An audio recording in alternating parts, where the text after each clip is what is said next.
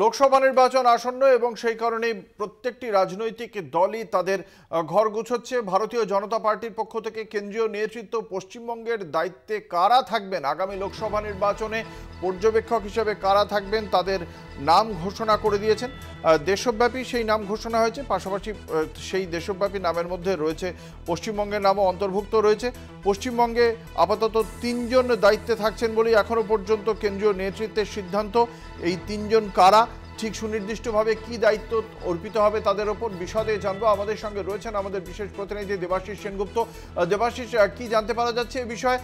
ভারতীয় জনতা পার্টির পক্ষ থেকে এ রাজ্যের জন্য কোন ৩ জনকে দায়িত্ব দেওয়া হয়েছে এবং তাদের সুনির্দিষ্টভাবে কোন কোন দায়িত্ব থাকছে?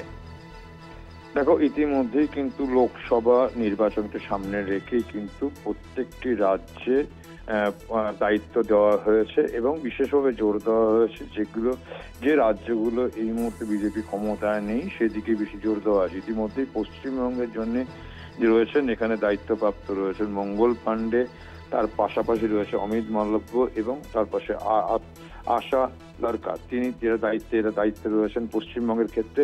পাশাপাশি বিহারের দায়িত্বে রয়েছেন বিনোদ তাবড়ে ও সাংসদ দীপক প্রকাশ। এছাড়াও কেরলে রয়েছে শিবপ্রকাশ জাভেদকর, উড়িষ্যায় রয়েছে বিজয় পাল সিং তোমর এবং বিধায়ক লতা উসেডি।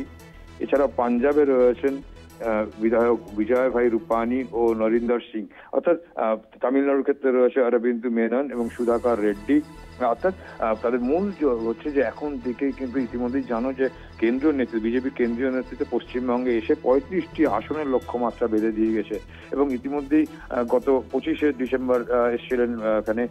একদিকে যেমন বিজেপির সর্বভারতীয় সভাপতি জেপি নাড্ডা, তার সঙ্গে এসেছিলেন কেন্দ্রীয় স্বরাষ্ট্রমন্ত্রী অমিত শাহ এবং তারা দুজনে এসে বৈঠক করে গেছেন। বিজেপি নেতৃত্বের সঙ্গে বৈঠক করেছেন দফায় দফায়, আইটি সেলের সঙ্গে বৈঠক করেছেন এবং সেখানেই 35টি আসনের লোকসভা আসনের টার্গেট বেঁধে দিয়ে গেছে। আবারও তিনি কিন্তু আগামী 28 তারিখ রাত্রেবেলা, আগামীকাল রাত্রেবেলাতে আসছেন এবং 29 তারিখ থেকে তিনি সভা করবেন।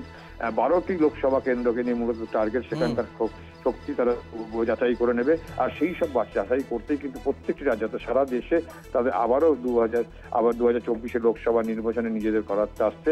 ইতিমধ্যেই কিন্তু দায়িত্ব বন্টন করে দিয়েছে। ইতিমধ্যে 23টি রাজ্যের যে প্রকাশ করেছে যে আমের তালিকা যাদের দায়িত্ব দিচ্ছে, তার মধ্যে পশ্চিমবঙ্গে রয়েছে অমিত মালব্য, রয়েছে মঙ্গল পাণ্ডে এবং আশা লরকার উপর দায়িত্ব দেওয়া হয়েছে।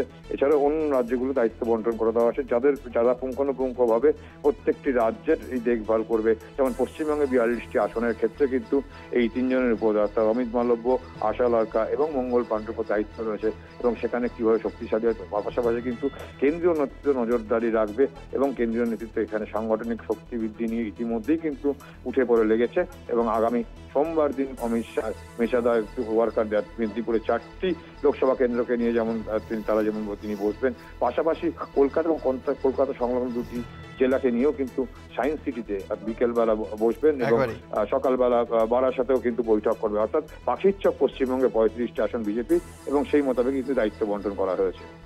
ধন্যবাদ। আমাদের সঙ্গে ছিলেন আমাদের প্রতিনিধি দেবাশিস সেনগুপ্ত।